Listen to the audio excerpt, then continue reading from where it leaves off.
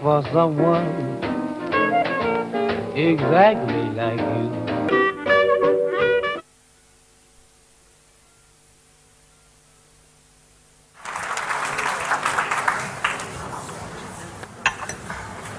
Shall I just remove them? Yeah.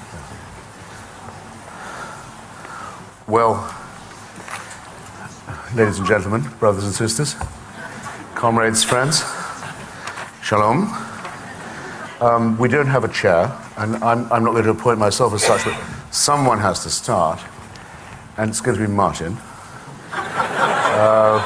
Professor Amis will give you an opening burst about Saul Bellow, on which I'll endeavour to comment and elaborate, and then there might be a bit of crosstalk between us, and then it'll be, as it were, your turn, and I'll be in charge of that bit too. And while you're thinking about it, I say now, all boring questions will be disallowed, as will all speeches. So while you're getting ready, I've done audiences like you before, believe me. Bear that in mind if you would. Professor. Good evening. I hope you can all hear me. It's meant to be about Saul, but we're going to, as Christopher was saying beforehand, he fans out, like a galaxy, and we'll come back to him. I went to Israel with him, in fact, for a Saul Bellow conference, and I went with him to the first session, and he said after 10 minutes, if I have to listen to any more of this, and there were things like, the encaged cash register, existentialism in early Saul Bellow. He said, if I have to listen to another word of this, I think I'm going to die, he said. So we're going to talk about Israel too, via his book, To Jerusalem and Back, and of course his lifelong concern and anxiety about Israel. The phrase antisemitism was coined in the 1870s by a German journalist called Wilhelm Marr, whose noble intention it was to get people to stop hating Jews for religious reasons and start hating them for cultural and racial reasons. Saul used to say that, I said to him, Norman Cohn in his book Warrant for Genocide about the Protocols of the Elders of Zion said that anti-Semitism was a neurosis, and Saul said, no, it's a psychosis. And I hope we'll talk about that, because it's very rife at present, I feel, here in England. A certain kind of bien pensant here is, never more gorgeously at his ease, never more exquisitely complacent than when attacking Israel and trying to delegitimize Israel. So I hope we'll talk more about what anti-Semitism is. But I'm going to cheer you up by talking about philo-Semitism. The word Semite and Semitism remains problematic, but philo, we all know what that means. Love of. I am a philo-Semite, and I will give you a little how-to course on what you have to do to create an anti-Semite, philo-Semite, I beg your pardon. It's no problem creating anti-Semites. First, you have him born into a boho kind of family, rough and ready family, where the father, in fact, is mildly anti-Semitic. I remember when I was about 13, we had many close family friends who are Jewish. Theo Richmond was among them. We were playing Scrabble, my father and me and Theo. And my father didn't actually put down the tiles, but he suggested the word yid. And at 13, I didn't fully understand what that meant, but I knew I didn't like it. And later on, I had the privilege of being able to say to him, Dad, what's it like being mildly anti-Semitic? And he said, well, it's very mild, as you say. He said, you're watching some innovatory new TV program, and then when the credits come up, you find yourself going, there's another one. There's another one. Although you would have been horrified by and actively horrified by any actual stuff, and was actually pro-Israel. On the other hand, my mother was a woman of universal equanimity, so much so that when at the age of 9, as a resident of Princeton, New Jersey, I asked a black American friend, Marty, at school, I said, "Do you want to come back to my house for tea?" And he said, "I prefer coffee." And I said, "Yeah, well, it's actually not tea, it's a sort of meal." And he said, with cakes. And he said, "Nah," he said, "your mother won't like me because I'm black." And I said with full conviction, my mother won't even notice that you're black. So that kind of background helps. Then, this is perhaps a bit more testing. You've got to supply them with, at the age of 17, with a beautiful Jewish girlfriend. And preferably in the year 1967, during the June War, where she is rushing off to give blood for the Jews. Her mother was secretary to Lord Seif. Her grandmother was great, very sweet, and I wish I'd talked more to her, but so observant that in her pantry even the instant coffee was kosher. Gold blend instant coffee. So give her the first love with a beautiful Jewish girl. Then later on, he'll have his oldest and closest friend, Christopher, discover, movingly in the year, I think 1989, that he was in fact Jewish. And I thought, that's why I loved him. It wasn't for his qualities, it was because he was a Jew. I can't make this completely chronological, but by that time I was not only completely in love with the novels of Saul Bellow, but beginning to be a good friend of his too. The man who emancipated the Jews into the American artistic mainstream. I think that's one of his incidental achievements. And to show perhaps a deeper kind of interest and sympathy, you write your novels, what your novels come from, you finally decide, is from things you're worrying about and don't know you're worrying about. Silent anxiety. And I was moved over the years to write a novel about the Holocaust, and more recently a novel about the Holocaust that never happened, which was the Stalinist Holocaust, that was all set to go in 1953. The Jewish doctors were going to be hanged on Red Square, and then the Jews, 2.5 million of them, I think, were to run the gauntlet to Birobidjan on the Chinese border, where, according to Solzhenitsyn, barracks were already being built for them. And it didn't happen because Stalin died. It would have happened. Then finally, you've got to provide me with a Jewish wife. My wife, Isabel Fonseca, and 2 Jewish daughters, who they're only quarter Jewish, but by Jewish law 100%, and they are Jews who will themselves be the mothers of Jews. We have many names for them in our house. They're 7 and 10. They're called the Flowers, the Fools, the Poems, the Rats. But I often sub-vocalize them as the Jews. Where are the Jews? Shouldn't the Jews be home by now?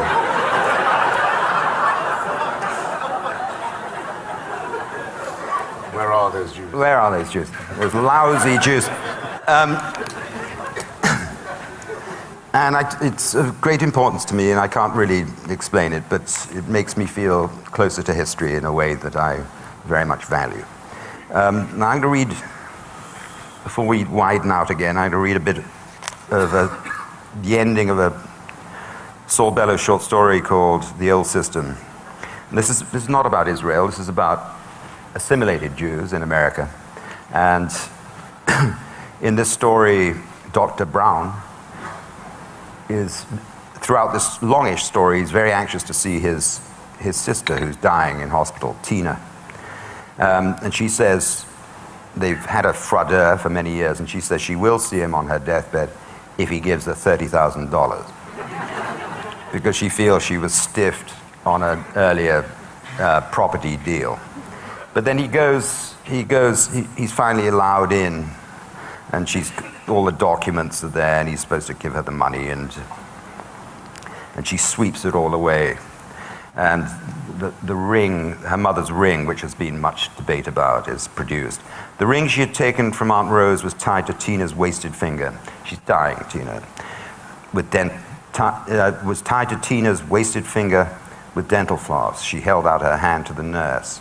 The nurse cut the thread. Tina said to Isaac, "Not the money. I don't want it. You take Mama's ring." And Dr. Brown, bitterly moved, tried to grasp what emotions were. What good were they? What were they for? And no one wanted them now. Perhaps the cold eye was better on life, on death. But again, the cold of the eye would be proportional to the degree of heat within. But once humankind had grasped its own idea that it was human, and human through such passions, it began to exploit, to play, to disturb for the sake of exciting disturbance, to make an uproar, a crude circus of feelings. So the Browns wept for Tina's death. Isaac held his mother's ring in his hand. Dr. Brown, too, had tears in his eyes. Oh, these Jews, their feelings, their hearts. Dr. Brown often wanted nothing more than to stop all this, for what came of it. One after another, you gave over your dying. One by one, they went. You went. Childhood, family, friendship, love was stifled in the grave. And these tears, when you wept them from the heart, you felt you justified something, understood something. But what did you understand? Again, nothing. It was only an intimation of understanding, a promise that mankind might, eventually through its gift, which might again be a divine gift, comprehend why it lived, why life, why death. And again, why these particular forms, these Isaacs and these Tinas? When Dr. Brown closed his eyes, he saw red on black, something like molecular processes, the only true heraldry of being. As later, in the close black darkness, when the short day ended, he went to the dark kitchen window to have a look at stars, these things cast outward by a great begetting spasm billions of years ago. Now, my views on Israel, my feelings, impressions about Israel are just those, feelings and impressions. And for political analysis, we will depend on the Hitch. But it does seem to me that, has there ever been a state in history that is so dependent on emotion? 12 years after the War of Independence, Yigael Yadin asked where the victory had come from. He said it had come from Israel's youth. It appears as if that youth had absorbed into itself the full measure of Israel's yearning during the thousands of years of exile to return to its soil and to live in liberty and independence. And like a giant spring which had been compressed and held down for a long time to the utmost measure of its compressibility, when suddenly released, it liberated. And just a couple of short lines from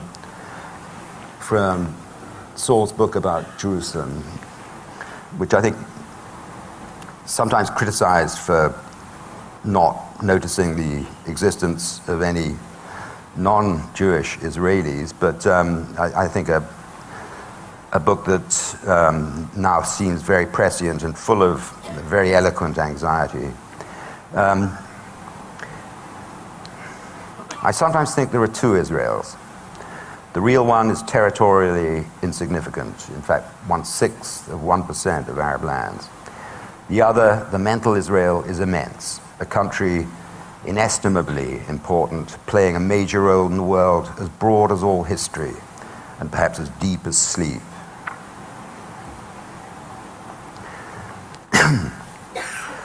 What you do know is that there is one fact of Jewish life unchanged by the creation of a Jewish state. You cannot take your right to live for granted. Others can, you cannot. This is not to say that everyone else is living pleasantly and well under a decent regime. No, it means only that the Jews, because they are Jews, have never been able to take the right to live as a natural right. To be sure, many Israelis refuse to admit that this historic uneasiness has not been eliminated. They seem to think of themselves as a fixed power, immovable. Their point has been made. They are a nation among nations and will always remain so. You must tear your mind away from this conviction as you must tear it from civilized appearances in order to reach reality. The search for relief from the uneasiness is what is real in Israel. Nationalism has no comparable reality. To say, as George Steiner says, that Zionism was created by Jewish nationalists who drew their inspiration from Bismarck and followed a Prussian model can't be right. The Jews did not become nationalistic because they drew strength from their worship of anything resembling Germanic Blut und Eisen, but because they alone, amongst the peoples of the earth, had not established a natural right to exist unquestioned in the lands of their birth. This right is still clearly not granted them, not even in the liberal West. At the same time, Jews are called upon and called upon themselves to be more just and more moral than others. Just to wind up and pass this on to Christopher.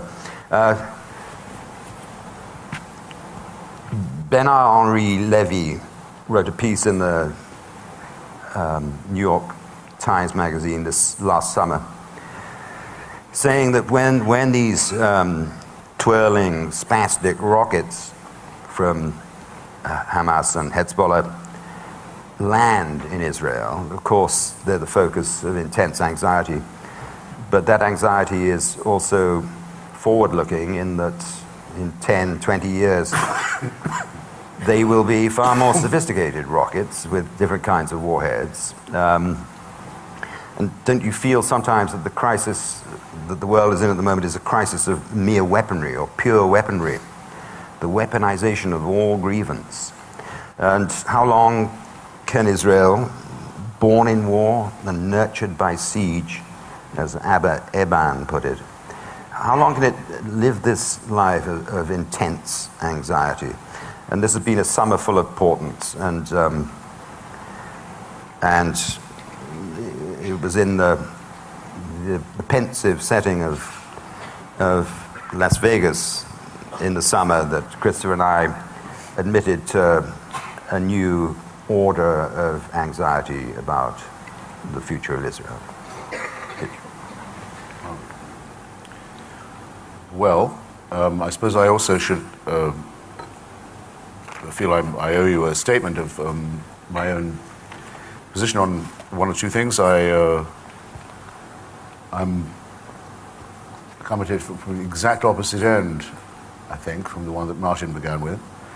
For most of my life, I thought that the only principle worth upholding, worth defending, worth advocating, witnessing for, was that of socialist internationalism, to which, of course, the Jewish people have been perhaps the major contributors, that anything else was ignoble or sectarian, that Zionism was potentially a bourgeois nationalist trap for the ancient Jewish people, that Judaism was to be objected to not just in itself as a religion, but on the even more strong grounds offered by Voltaire, that Judaism has the terrible tendency to lead to Christianity. And if you can't dislike it for that, you don't know what it is to feel hatred and suspicion. But never able to escape from the fact that while I was unwilling to say anything under this heading for myself, except that, as I early discovered, some of my worst enemies were Jews, that anyone who defamed or threatened the Jewish people was defaming and threatening my mother, my grandmother, my wife, and my daughter. I therefore felt it wasn't really necessary to speak about this in my own behalf. I still regard Israel not as the answer to the diaspora, or as an alternative to the diaspora, but as a large part of the Jewish diaspora. I was asked a very intelligent question by a lady from the Jewish Chronicle earlier this week about whether I would feel unease at being Jewish if I came back to England, and I said, well, where she correctly reported that many Jews do feel currently a great unease. I said, I don't ever expect or actually want to feel at ease. And I don't think it's in the fate or nature of the Jewish people to feel at ease or at home. I think that we are doomed to exile and doomed to diaspora, and I don't want us to become, as it were, complacent. There's a wonderful expression in Victor Klemperer's Diaries of the Third Reich, which I hope everyone here has read or will read or is reading, where he says in conversation with a comrade as the net tightens around them, we are a seismic people. We can always see what's coming. We always know in advance what the tremors are going to be. We register the tremors. It'll never change. It'll always be insecure and unstable. I think that's right. I don't want it to be different. Don't want a quiet life. Also don't expect one. What drew me to the Jewish tradition that I liked when I was a Marxist, I still am a Marxist, but I'm no longer a socialist, was, some of you Talmudists will get this, I think, was not just the fantastic contribution to modernity of Marx and Freud and Einstein and Kafka and Billy Wilder, but the innate tendency to fratricide and disputation and dialectic that was to be found among it, among us, as it were, and the feeling always, wherever you were, you would always be in exile. Okay, fine by me. I don't repudiate this. In fact, I welcome it. I could go on about this a lot. I will. I actually succeeded. I can't often do this with Martin. In surprising him a few nights ago, I can't often surprise him, that's to say, on any literary matter. I said that Theodor Herzl was the only person who'd ever written a utopian novel that had, as it were, come true. He didn't know about Alt Neuland. Very bad novel in many ways, but the only novel ever about a future society that could be said to be the blueprint of an actually existing state. The idea that Israel is, and the Jewish project, is a written one, is a work in progress, subject to revision. A literary project, of course, magnetizes me, fascinates me. Believe me, I could go on a lot about this, but I feel I should say why I think Saul Bellow is a great help in decoding some of it. And I think it's principally a literary question. When Henry James started to try and define the idea of an English literature written by Americans or in America, in the American scene, the thing that most horrified him when he returned to the New York that he thought belonged to him was the prevalence of Yiddishkeit, as he called it, the murder of the English language in the torture rooms of the Jewish coffee houses and clubs and bars. He couldn't believe that the pure well of English had been so defiled by the aliens of Israel, as he called them. And for a very long time, this was a regnant it was a regnant policy in the American Academy. I'm sure many of you know Lionel Trilling was at one point refused tenure at Columbia University on the grounds that as a Marxist, a Freudian, and a Jew, and they might as well just have come right out with it, he wouldn't be able to understand the specially sensitive register of English literature. He couldn't, let alone teach it to others. And nobody thought that that was an embarrassing reason for not giving him the job. So, it's, to me, incredibly important. I don't think in Bellow's mind it was a conscious revenge, but it can't have been other than latent in his mind that with the publication, especially of Augie March, that those whose parents and grandparents spoke Yiddish and came to America as despised immigrants, often illegal, as in the case of the Bellow family. As you know, perhaps, Saul didn't realize he wasn't an American until he went to join the United States Army in 1941 and was told, you're not on the books. Your parents were illegal immigrants from Canada. You have to go back and become a citizen, and then you can apply to join our army. That's part of the background of Dangling Man. Never being sure of a place, that he suddenly finds that he's witnessed for literature in English, written in a supple and marvelous way, that the admirers of Henry James have no alternative but to praise and to respect. Mutatis, this goes also, of course, for Norman Mailer, for Philip Roth, for Joseph Heller, who's often left out of this account, I think wrongly, and others too. But I think it's especially significant contribution of the man Saul Bellow, who translated the love song of J. Alfred Prufrock into Yiddish. You try it. Who, with Irving Howe and other members of the Dissent magazine and Partisan Review group, discovered the wonderful treasure house of the work of Isaac Bashevis Singer, hitherto really only available to those who could buy the Jewish Daily Forward and read it in Yiddish, and to make people aware of what an extraordinary presence there already was of this kind on American soil. I regard that really as his most signal contribution. There were those who said that this wasn't really English, that this was a sort of dialect. In fact, even Martin, in an early piece on Bellow, referred to his occasional lapse into low-life patois, which, when I quote it in my book of essays, is rendered in the worst and yet best misprint that I've ever had inflicted on me by an editor as low-life patios. The sort of place where American literature is considered towards sundown. But there it is. Nobody doesn't talk now with some acknowledgement, not just of Kafka, and so, but as it were, of Woody Allen. And I guess I should add, that's what I always liked again about the Jewish tradition. Even reading the to me hateful Maimonides, it's remarkable when he says in Guide to the Perplexed, well, is it necessary to believe that the Messiah will come? Yes, it is necessary to believe that the Messiah will come. And then he adds, though he may tarry. Now, you don't get that shrug in any other monotheism, I'm telling you now. And you can read Woody Allen out of Maimonides if you want to. Everyone knows what I'm talking about, I think. Hope so. Bellow ennobled all this in an extraordinary way. But it's not politically without problem. It was said of Camus' La Peste that it doesn't mention any Arabs, just as it's been said of Bellow's Jerusalem.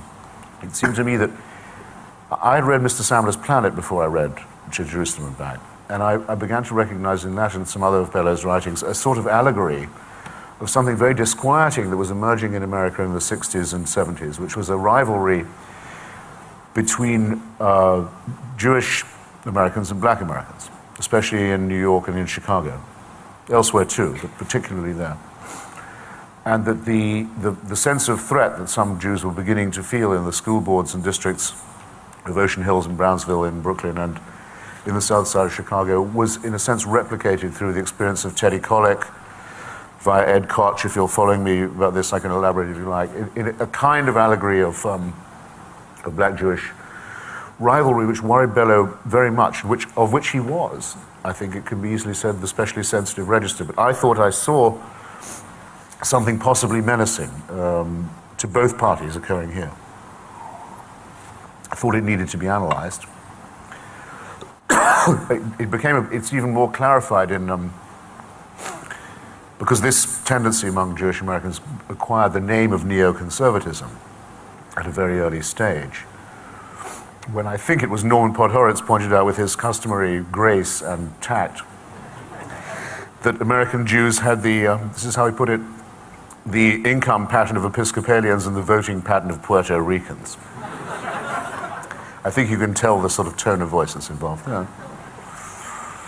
It's refined by Bellow in his book Ravel Street, which Martin has never forgiven me for reviewing as if it was in some sense a non-fiction book, as if it was the debt he promised to pay to Alan Bloom of a memoir in novelistic form. But in there, as some of you will know, there is a figure very recognizable as Paul Wolfowitz, and there's a school very recognizable as the famous Chicago school on Committee on Social Thought, chaired by Nathan Tarkov, a friend of mine, old friend of Bellow's, and Leo Strauss's, and Alan Bloom's, and Paul Wolfowitz's. And in there it is said that the greatest shame of the United States in the recent past is its failure to put an end to the vile regime of Saddam Hussein in 1991. That no subsequent failure has been as shameful as that, as it were, as many of us believe. So that, though one must, I think, at all times resist the politicization of literary criticism, the remarkable thing to me about Saul Bellow was the way in which he accepted the challenge of the political critique. I think I've probably said enough on that heading now. Excuse me, Mark. Does that mind you to say anything? Yeah, he said once, I don't think he's ever said this in print, but Saul Bellow once said privately, he said, without Israel, Jewish manhood would be finished, he said. I don't think he meant Jewish men, he meant Jewish self-respect. but it was a sort of atavistic way of putting it. He was he felt that this idea that the Jews, we're going to bring it about that the Jews cannot be put to death, as he put it, is institutionalized in the state. And and he was, I think he was beginning to have cerebral difficulties about the year 2000, quite a long time before he died. And when September the 11th happened, he didn't take it in. He didn't really take it in, amazingly, because he was just a month before I'd seen him for several days, and he seemed, drifting in and out a bit, short-term memory a bit, but totally compos mentis. And I met a 90-year-old lady in New York who's still coming into the office every day as we speak, yet who couldn't take in that event and didn't really try to take in that event. And it's as if one of his unfinished books was called All Marbles Still Accounted For. But when the marbles are perhaps under threat, there's a certain size of event that you can't assimilate. And I think he knew that, he sensed not only that this was an enormous event, but it was an enormous event that would redound somehow on Israel. And during last summer, when these unpleasant portents for Israel were emerging, there was a great efflorescence of anti-Semitism here. If you remember those middle-class whiteys waddling around under placards saying, "We are all Hezbollah now." Well, enjoy it while you can, because Hassan Nasrallah wants to kill you. He knew that this perhaps was going to be a defeat for Israel. And I'd like to ask Christopher about this, the rise of Islamism, which, by the way, we know the Muslim Brotherhood got started in the 1920s in Egypt and had been brewing for a long while before. But it crystallized with Said Qutb in his ridiculously influential book, Milestones, which was conceived and written suspiciously soon after the formation of the State of Israel, on his journey to America in 1949. That the rise of Islamism also, with the Iraq War and other events, the depletion of American power in the Middle East, this perhaps will be the main consequence of the Iraq War, that the period of Pax Americana, of American domination in the Middle East, and again, I'm hazy about all this, but which began in 1989 or 1991, depending on when you date the death of the Soviet Union, that this period is coming to an end and the regional players are stepping forward, and perhaps even that American power itself is nearer to eclipse, or partial eclipse. And this is not good news for Israel.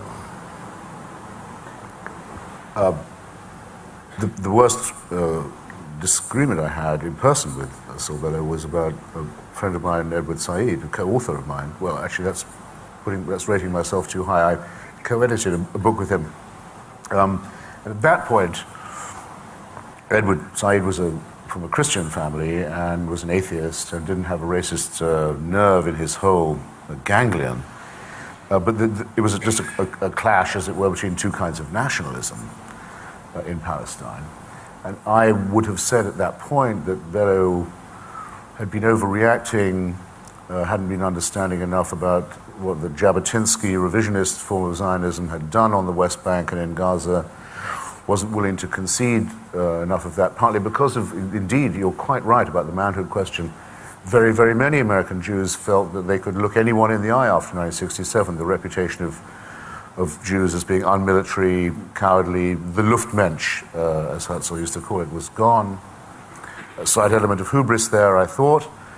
I also thought Bellow had been overreacting to what had happened in Chicago during a brief period of black power in the city's politics, when a particularly decorative figure in Mayor Harold Washington's administration had publicly accused Jewish doctors of giving the AIDS virus to black babies. I said, well, now look, it's, okay, he's a nutcase, he's a sordid idiot and so forth, but don't get, this is not the face of black America. Don't become too Podhoretz-like about it. Well, look, how am I supposed to talk now? Allegations like this are commonplace now. They're pumped out in mosques only a few hundred feet from here. They're taught to children by people who have subsidies from the British state. It's actually impossible, I think, to underestimate the way in which the vilest kinds of anti-Semitism have recrudesced in an Islamist, not a nationalist form, in a religious form. The only thing I can ever think of to cheer myself up is that these fools have to borrow the crummiest sorts of Russian Christian Orthodox fabrication. I refuse to call the Protocols of the Elders of Zion a forgery, as they're commonly called. They're not a forgery is an attempt to copy a true bill. There's no true bill behind the Protocols. It's a flat-out fabrication. Okay, perhaps it's nice that Hamas can only think of putting that on its website. They don't have a tradition of Jew hatred quite of their own, but yes, they do, and it's in their holy book, the one that they say is the last word that God ever spoke. So it's in their charter. It's in their charter. It's impossible to overstate this kind of thing. And now I wish I, as Martin must for many other reasons too, I wish I could have my conversation with Bellow back again. Wish I could refine it a bit. Wish I could have made my own points a little sharper and more sophisticated, because this is a very, very serious cultural danger, and it's only a fool who thinks that anti-Semitism is a threat to Jews. And anti-Semitism is a very, very toxic threat to everything we can decently call civilization. And it confers upon us when we find it, even a little bit, because it's quite hard to be, mildness is good, I like it, but it's generally quite hard to be a little bit anti-Semitic. And I should just end where you started about the psychosis. Of course, Steve Coakley was a psycho. He couldn't stay off the subject of the Jews. Most people who have this prejudice can't stay off it. That's the thing. If someone says they don't like West Indians because of their, I don't know what it might be, their music, or they don't like Indians because of the smell of their cooking, or they don't like Koreans for their kimchi, or whatever it might be, every minority and majority in the world has a version of this kind of prejudice. But as Freud pointed out, they'll all sink their differences when it comes to the Jews. And with the Jews, it's not their cooking or their sex lives or any of this. It's not just vulgar prejudice about skin color or smell or any of this. It's a theory. It's a paranoid theory that tries to explain quite a lot. It's fascinated with gold, with secret documents, with missing codicils in ancient treaties, with the idea of an invisible and secret government. It's a very, very, very dangerous pseudo-intellectual prejudice indeed. And I think Bellow was absolutely right to be seismic about it. And if the cost of that was sometimes exaggerating it, or maybe even conceivably once or twice seeing it when it wasn't there, I now think that's a very small price to pay compared to the risks of being insensitive to it and the dangers that it poses. And that's why I don't apologize for taking such a long time to make this point. We might just talk a little bit more about what anti-Semitism is. You've described it as paranoia, and it is. It belongs with the sort of the shithead conspiracy theory, and there's a marvelous quote from Hitler saying that in the Frankfurter Zeitung there was a ringing exposure of the Protocols of the Elders of Zion as being a fabrication or forgery, as he would have said. This alone proves that it is genuine. Where do you begin? it's not quite a neurosis, it's not quite a psychosis. Vasily Grossman in Life and Fate suggests that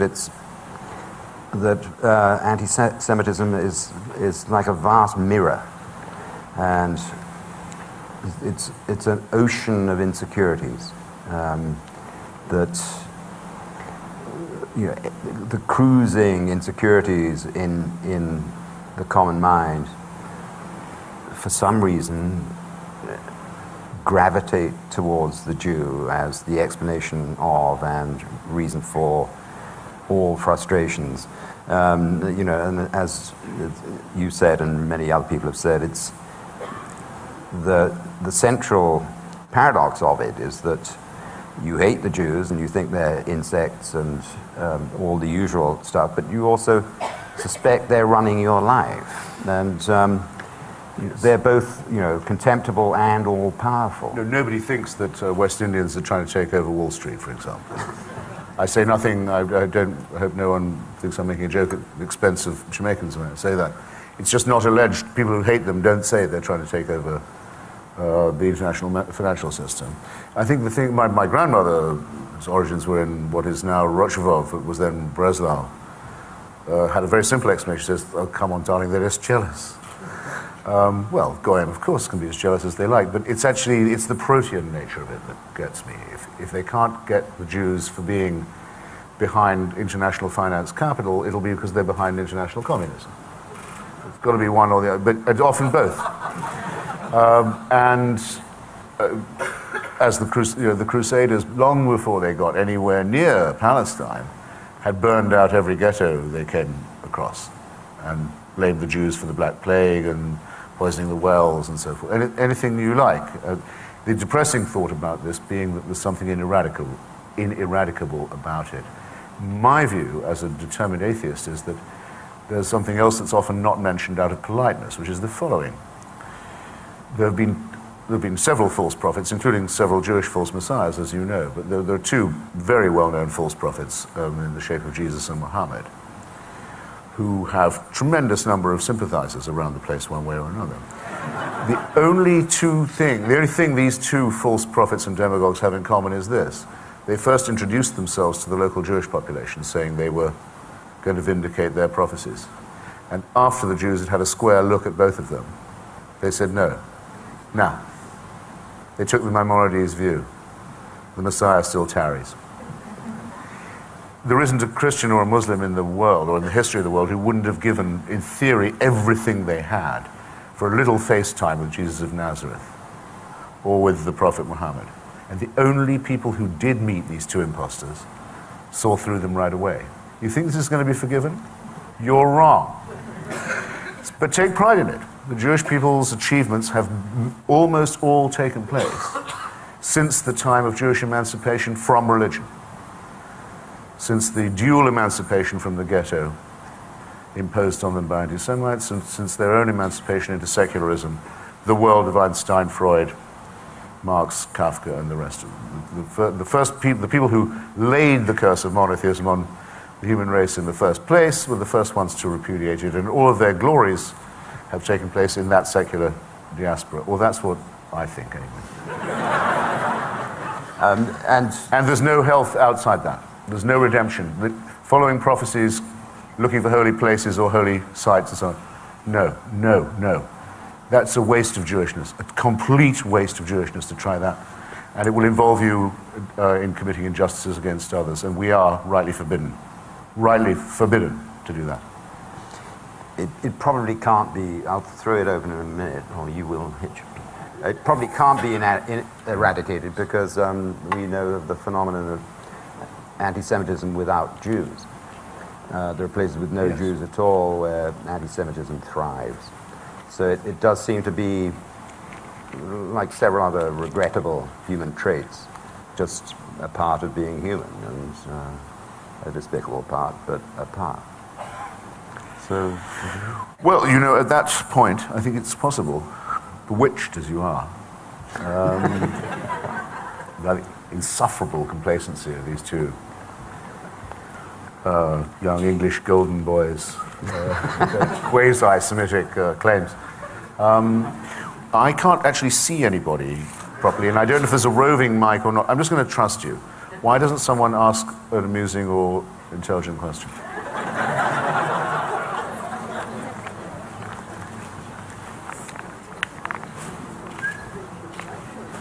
Is there a mic? Is there something like this? Ma'am. Yeah. Just before we take the first question, Mr. Hitchens, if I could just ask Peter Levy to say a few words. He should have done it at the beginning. We overlooked him. So, Bella will left. I don't want to. No? Are you sure? Okay. Thank you. Well, you wanted to step on my...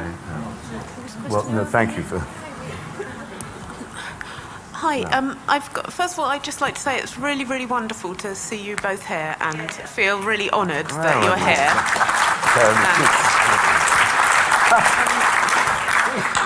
This isn't 100% a question about Judaism at all, but in your wonderful book, Experience, you say that the mother of your first daughter was manic depressive, and I just wonder whether, because that's also genetic, partly, and I wonder whether you have interest in it or in manic depression. Yeah, that's a Woody Allen question. No, I think it's an absolutely tragic condition, but and funnily enough, one of its symptoms is anti-Semitism.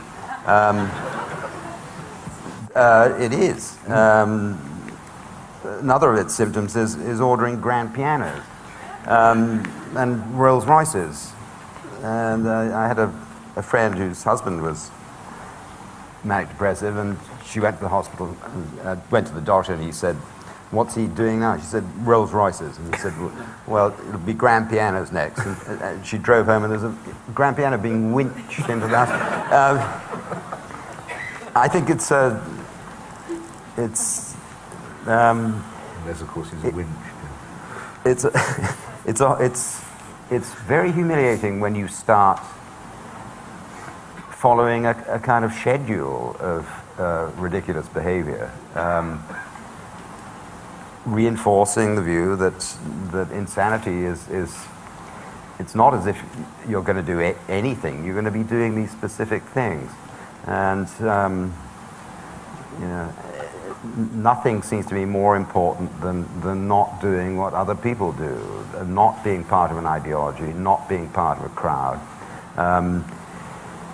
This seems, more and more urgent to me, not using the kind of language that everyone else is using, with no-brainer and went pear-shaped, and don't do that. You reveal your low cultural level so starkly when you use these phrases that are skimming around these already aging novelties. That some people, their whole vocabulary consists of seen it, done it, had a banana. That's a real humiliation. You've got to stress the power of the individual, and of course that's what manic depression, like many other things, completely strips you of. In one of Martin's father's novels, there's a very arresting and haunting description of someone whose mind is becoming unraveled, and an unfailing predictive sign of that, and I've seen it myself in many cases, is the feeling of anti-Jewish persecution, or the feeling that Jews are pervasive and everywhere. And anyone who's professionally involved in this phenomenon will tell you the same. It's another universal concern of the manic depressive is electricity. They're always leaning into the light bulb to get some message beamed down from them from another world.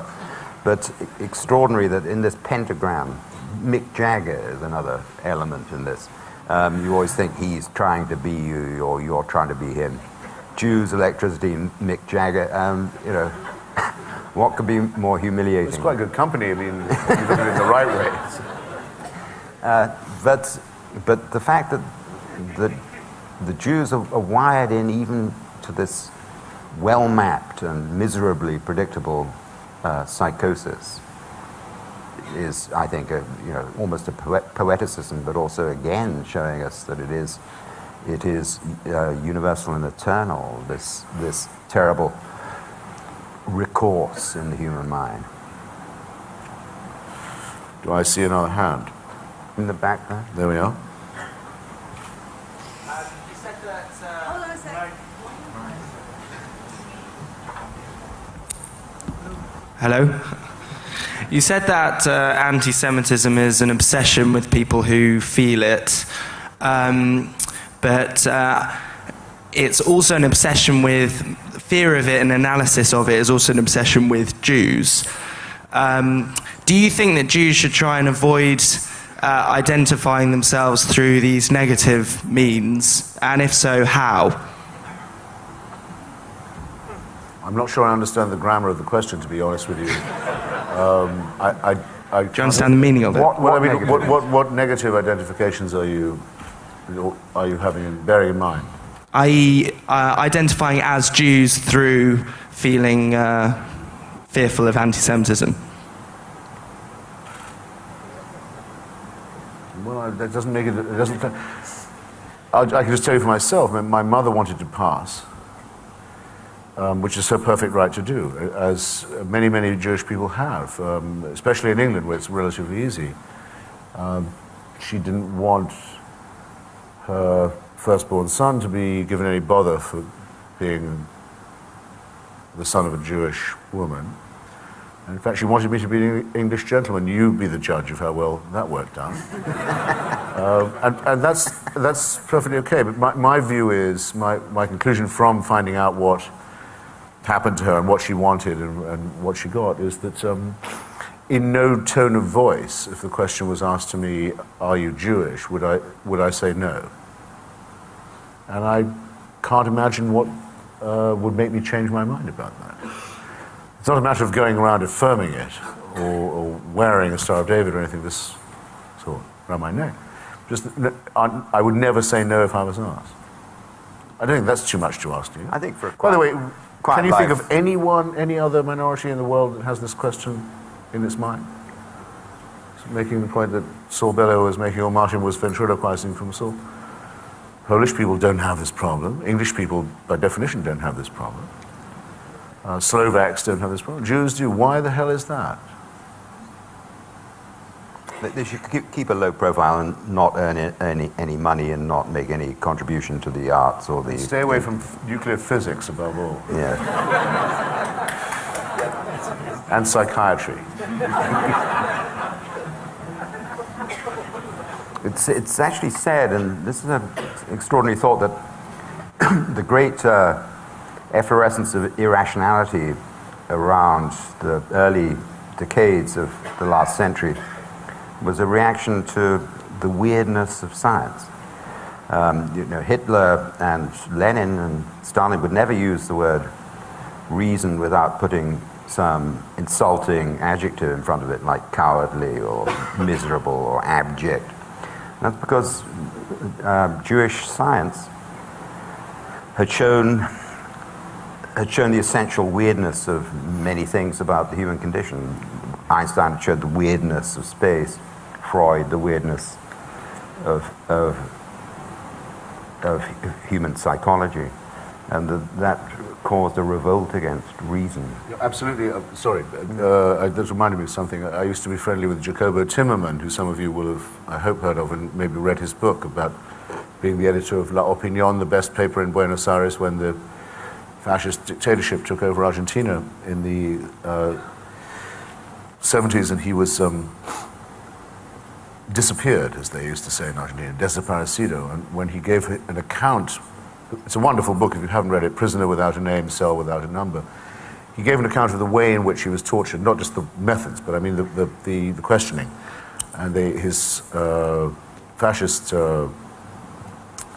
torturers said, we know what it is to be a Jew. Senor Timmerman, you who claim to be an Argentine, said, you've ruined our entire lives. He said, your Einstein has ruined Christian cosmology and replaced it with chaos and speculation. We used to know, how the heavens worked, and now we spoiled all that. Your Dr. Freud has ruined our family values and our certainties about the decencies of the organic Christian family, and your Dr. Marx has made Christian economics impossible. This is between blows of the cattle prod. You thought, they're getting the point. They're getting there. in their primitive way. It was actually quite an insightful thing for them to say, as it is for Christians and Muslims to never forgive the fact that Jewish people were the first to see through their false claims of prophecy. Be proud of this. I would. I am.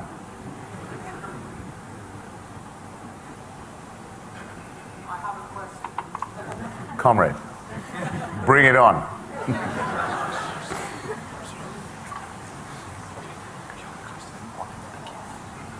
Martin, I wondered if you could share with us the most amusing, insightful moment that you shared with... Can you give it some welly, sir?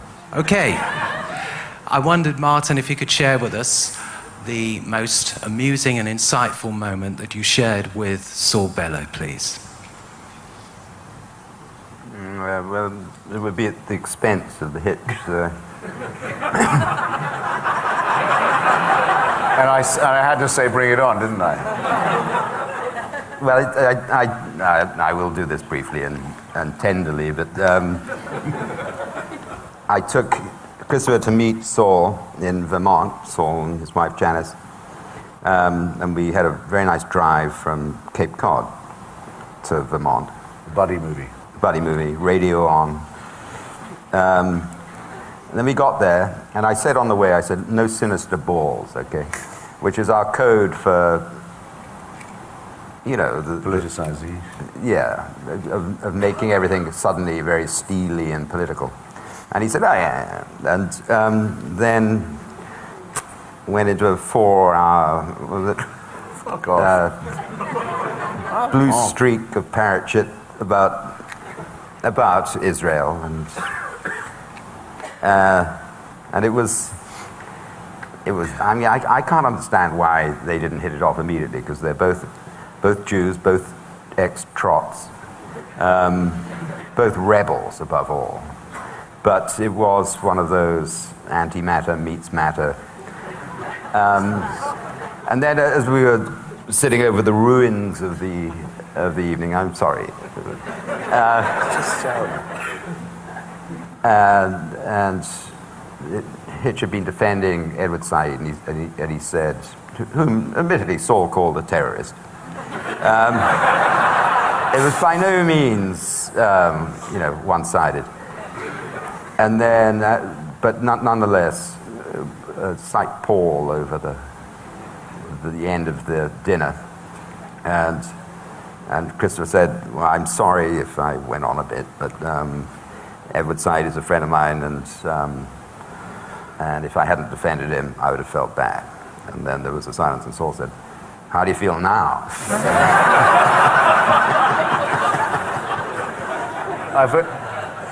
I've never had a chance before to, so just settle down. I hope you've got a drink and everything. This may take me some time.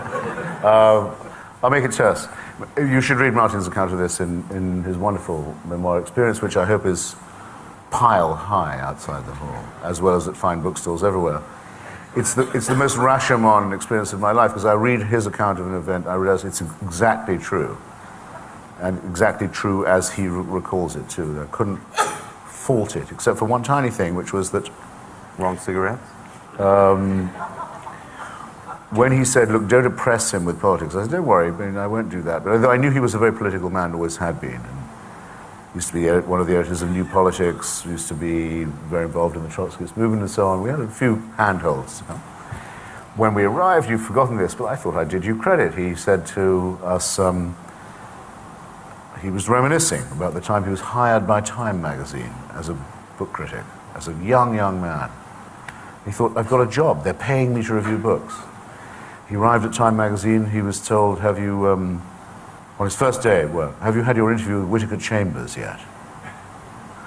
Then the boss of Time said, didn't know we needed a meeting with Mr. Chambers. Yes, you do. It'll take place at 3 o'clock this afternoon. Went into the office. Toad-like figure of Chambers sitting behind the desk. Mr. Bellow, take a seat. Tell me, what was your course of study at the university? Bellow said, I studied English literature. Chambers said, very good. The queen of subjects. Give me your view, if you would, Mr. Bellow, of William Wordsworth as a poet. Bellow said, I don't dissent from the prevailing view he was a romantic poet. Chambers said, There is no place for you in this organization. You must be out of the office by close of business this afternoon. Told this story, which you can read in a fictional version in Victim. right. Mr. Rudiger does this to Bellow. And he told us this story brilliantly, and we were sitting there, and he said he'd had, and I realized I had simultaneously had the same two thoughts. He wondered, what if he'd kept the job? He might have been remembered as the book critic for Time magazine. A horrifying thought. And then the second question also had occurred to me. I was determined to do my best from art. What should I have said? And I said, I'd already got there. I said, well, you should have said William Wordsworth was a former revolutionary Republican poet who saw the error of his ways and became a conservative and a monarchist. That would have kept you the job. And Bellow said, you know what, that's obviously right, that's what he was hoping I would say. So I thought I'd done a bit of credit for Mark at this point. But, as Chekhov says, when there's a fucking great revolver on the mantelpiece in the first act, it'll be fired by Act 3. In the house of this consummately literate man, and all his books, where we were sitting on the low-life patios, or outside having a drink, there was only one thing to read on view, and it was Commentary magazine. And the cover story read, Edward Said, Professor of Terror. And I knew we were probably going to have to go through something. But what was I to do? If I didn't defend my pal when Martin was there, how was Martin going to know I wouldn't defend him when he wasn't there?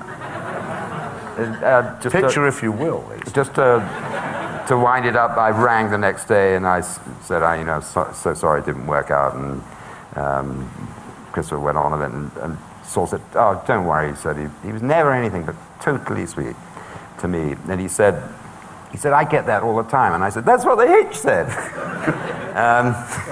Saul, don't worry, he gets it all the time. Saul had been through a lot of severe Talmudic and Trotskyist and old sectarian arguments. He liked that kind of thing. It was one of the. I also think he made tremendous use of it in his fiction in a very undogmatic way. All of that was always available to and accessible to him. The arguments that on tiny points that have to take place wherever there's more than one Jew speaking. Well. There's one here. I'm interested to a really brief question. Should Jews criticize Israel if they really think it's taken a wrong path, or do you think they should shut up and close ranks, safe in the knowledge that there'll always be someone else who'll do it?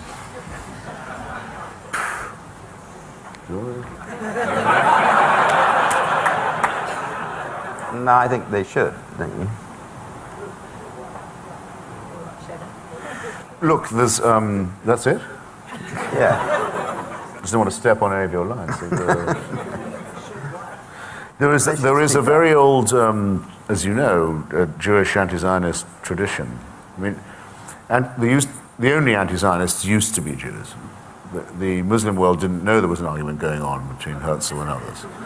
The Christian world barely cared, and many Christians thought, well, if they insist on going to Palestine, we certainly wish they would go somewhere else.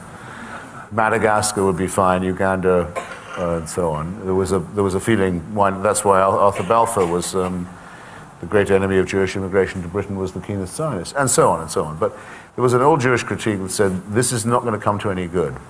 You only replace the question of anti-Semitism if you move it to Palestine. And you may do an injustice to the existing inhabitants there. And it's messianic, which can't lead to anything but grief. And I have a great sympathy for the founders of that argument, back to Abraham Leon in Brussels and many, many others. I think that they were quite prescient. It only replaces, it hasn't made Jews safer, it hasn't made them more popular. It isn't the alternative to diaspora, because if every Jew in the world was to move to Palestine, the state would have to be at least twice the size it currently is, and I can imagine quite a lot of argument about that. Really quite a lot of argument, and it wouldn't just be from people who don't like Jews. Some people would have to move out. So, and as I say, I think Israel is part of the diaspora, not an answer to or an alternative to it. So that's the first overarching point. The second is that I don't think one can take part in the argument about Israeli policy less vigorously than Israelis do, And there's absolutely nothing unpublishable on this point in the Israeli press, which is one of the things that makes the Israeli press and the Knesset debates a pleasure to read. It's central and recurring point in Saul's book that the Jews hold themselves to a higher standard. They have been reminded of that, and they constantly remind themselves of that. And reading Martin Gilbert's History of Israel, which I recently did, there's definitely a drift away from the moral standard that Israel set itself around 1977 with the historic switch from Labour to Likud. And then you do immediately get Sharon calling for censorship with that shift, with Begin and so on. And, you know, Saul says that Israel should have been a sanctuary. That was the idea, and not the Holocaust Museum equipped with an air force, which is what it's often in danger of becoming, it seems. So, you know, any whisper of muffling those voices is pernicious in the context of Israel. The Jews have to be able to speak out. Of course they do.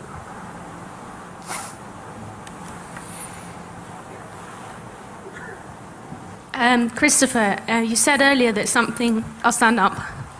Yeah. You said earlier that something was a tremendous waste of Jewishness. And it sounded like a challenge. So I just want to ask you, what is Jewishness for? Well, I think...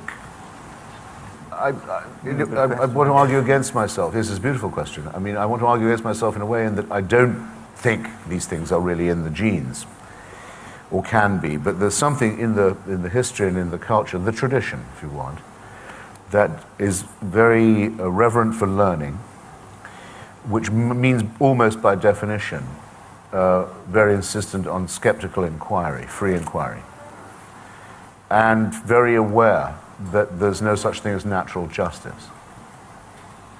That, as Bertie Wooster puts it, we're not put on this earth for pleasure alone.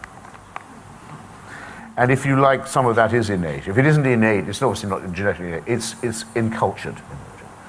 And I'm very suspicious of anything that contradicts or dislikes that. And I certainly think that any Jewish voice that's either uniform politically or confessionally or messianically is to that extent a negation of what is valuable and wonderful and terrible about the collective experience in all countries and at almost all times. It's a waste of Judaism to be like that. What the Jews are for is for seriousness. It's a country without small talk, Israel. And it was a black day, I thought, for that country when El Al was banned by the Knesset from landing or taking off on the Sabbath. That's not serious. That's not Jewish.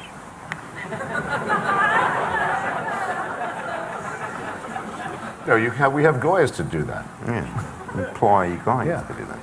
Shamas goy does that. It's easy. The fact that the Jews are the first ones to find out that God is a fool, and that if you milk the cow with the bucket under it, that's no good, because that's a violation. But if you leave the bucket under the cow and someone else who isn't Jewish comes along and just decides to milk it, that's kosher milk. You think God doesn't notice? He's an idiot. Well, I could have told you that to begin with. Other religions don't have this kind of, if you like, brilliant hypocrisy. What is the story? Irving Howe used to tell this story, I remember very well. It's about, I think it's about the town of Helm, the shtetl of fools, where there's a guy on the ramparts of this ramshackle shtetl, and he just stands there gazing out across the swine-strewn plains of the Goyim from dawn till dusk with a fixed expression on his face. And so, what are you doing? What's your job? He said, well, they pay me to do it. I'm supposed to keep an eye out for the Messiah's arrival and to ring this bell if I see him coming, choosing his words with care, says, well, how's it going? The guy says, well, it's steady work.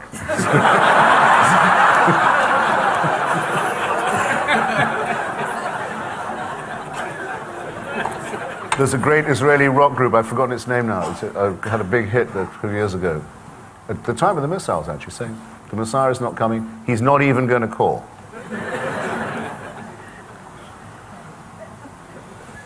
And of course, religious Jews oppose the state of Israel. Well, of course, I didn't mention in the anti-Zionist critique that you would have to repress a great deal of Judaism. I mean, I should be the first to say that if you repress the anti-Zionist critique, because I sometimes would go to meet the Neturei Karta types and others who, once you've got over their view that the Earth is 4,300 years old, they are very good Talmudic arguers about all kinds of things. And they really believe it's a blasphemy to have a secular Israeli state. Nothing like that can be allowed. It's condemned until the Messiah comes. And there are quite a number of such sects, and there always were. So you'd have to still the arguments within Talmudic Judaism in order to say Jews mustn't criticize in front of the Goyim. And saying you mustn't criticize in front of the Goyim is to replicate the cringe in the first place that says you're shuffling around the shtetl hoping not to attract attention, that you're Luftmensch.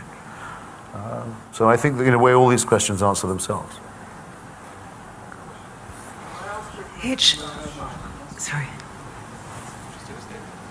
I wanted to ask Christopher Hitchens. Oh. Well, ladies first, I think. I wanted to ask Christopher Hitchens whether he thinks he's become more Jewish by living in America and how he would characterize the difference between British Jews and American Jews. Martin, come in on it. Did everyone hear the question? Well, the answer, oddly enough, is in a way yes. I mean, I think if I had been brought up in the United States, I would not have lived as long as I did, wondering why my grandmother looked like a gypsy, which is what I thought she looked like.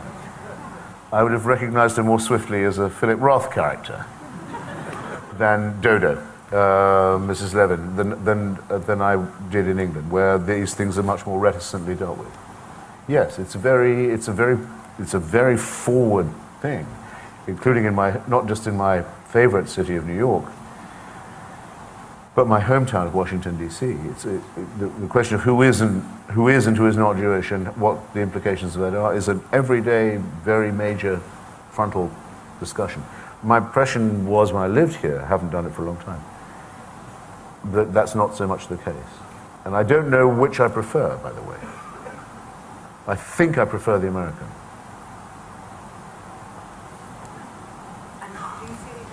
There has been Do I see any difference between American Jews and British Jews? Yes, but there's a difference between American Jews and almost every other kind of Jew, which is this, that they're very... Did you see, any of you, the recent discovery of the letters of Anne Frank's father? Yes, you did see that. Extraordinary, and the ways in which everyone to whom he wrote from Amsterdam, trying to get out, everyone in America, including Jewish friends and distant relatives, always raising the bar. Well, if you can provide a few more character references, if you can deposit a bit more in a bank in New York, if you can show that you're not a communist, always kept on. There is among American Jews a terrible shame about that period, which is identified, as some of you also know, with Rabbi Stephen Wise and many people of that period, the realization that they could have done a great deal and they didn't. And the absolute determination to, if you like, cancel that miserable thought. And they can't, because it keeps on coming back. And the idea that we'd have had to wait this long to find in New Jersey the letters begging from Anne Frank's father is proof enough of that. Just extraordinary. Yes, that's what makes American Jews feel a special responsibility. No question about it. I don't think that anyone in Britain feels quite that way about the Nazi period. First, because Britain did take quite a lot of Jewish refugees, even though it often interned them as enemy aliens when they got here. And of course tried to turn people away from Palestine and so forth. It isn't as horrible. The memory isn't as ghastly. Also, we have a more shameful history in that we banished them for 4 centuries in the Middle Ages, and there's no equivalent period in American history. So. Perhaps one more. There was a gentleman standing right in front there. George Steiner commented that every Jew should sleep with a full suitcase by the front door and be able to speak a number of languages. It presumably, hopefully, won't come to that. Well, I think every person should probably have the suitcase at least mentally packed. And to be polyglot, there's no shame in that either.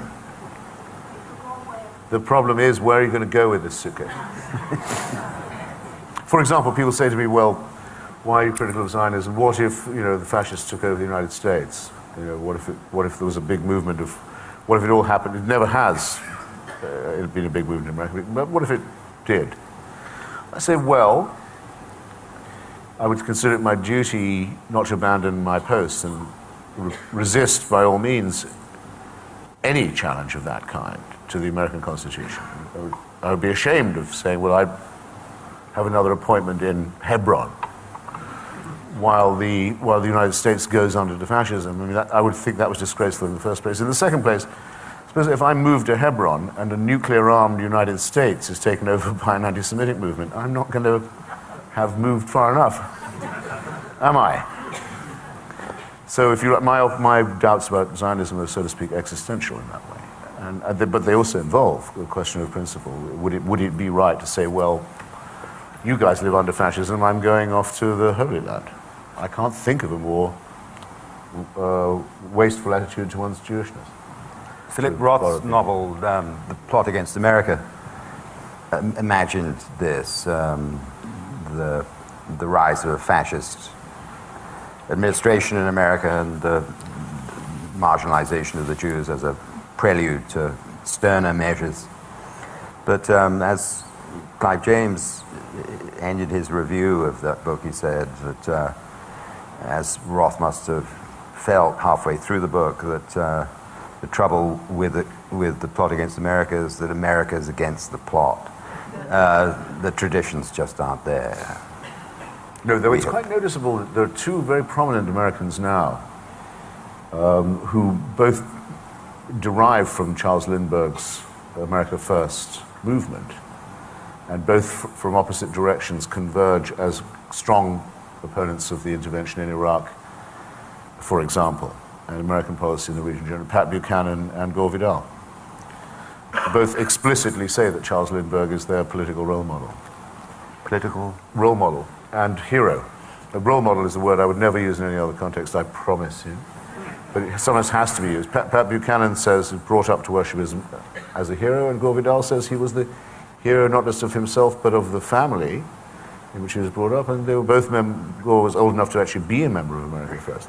Lindberghism is one of the great practical jokes on the American anti-war movement. People go and hear these guys thinking they're anti-imperialist speakers, and they don't realize what they're listening to is America First isolationists, whose movement was founded by someone who was very indulgent to anti-Semitism and who took a medal from Goering and accused the Jews of being the authors of the Second World War. So I find that this thread, what I described earlier is that the protean character of anti-Semitism, the different shape-shifting forms it takes, is always worth paying attention to. And like La Peste, to make another reference to Camus, it may go dormant for a very long time. It may go right back into the sewers for a very long time. But one day it will send its rats up to die again in a free city.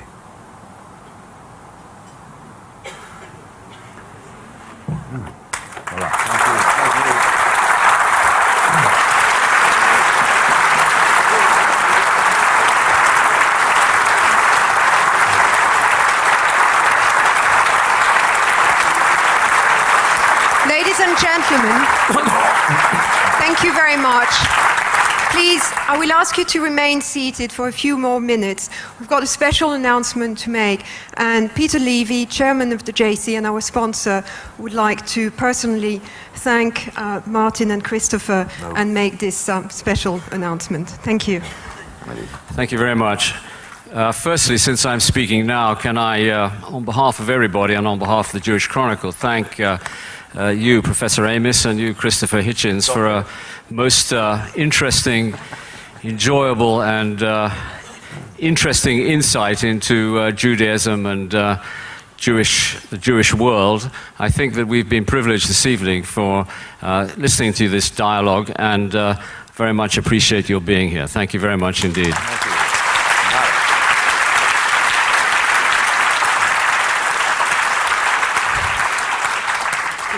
The Jewish Chronicle has been involved and sponsored and been associated with Jewish Book Week for a number of years, as you know, and has been the media sponsor for the last 13 years.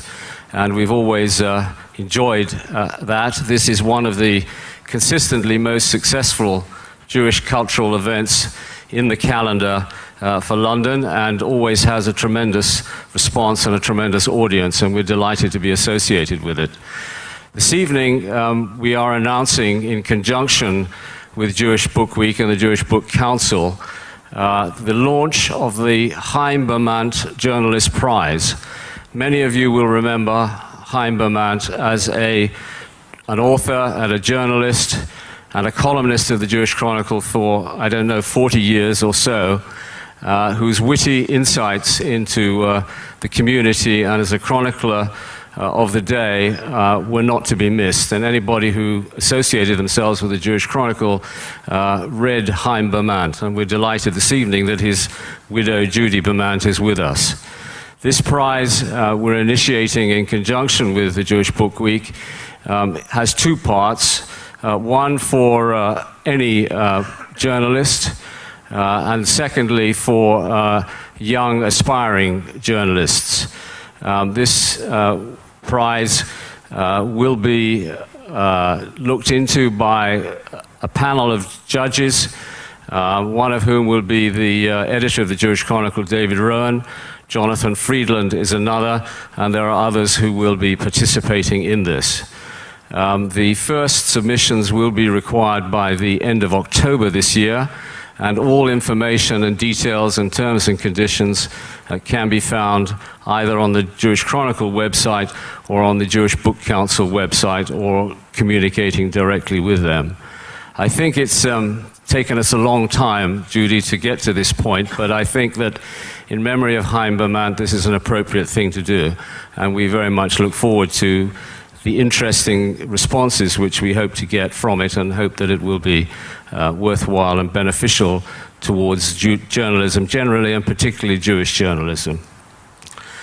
I'd like to say that the Jewish Chronicle has always appreciated very much and enjoyed its association with Book Week, and we look forward to many further years together and to the success of Jewish Book Week continuing as it clearly seems to be this evening. Thank you very much.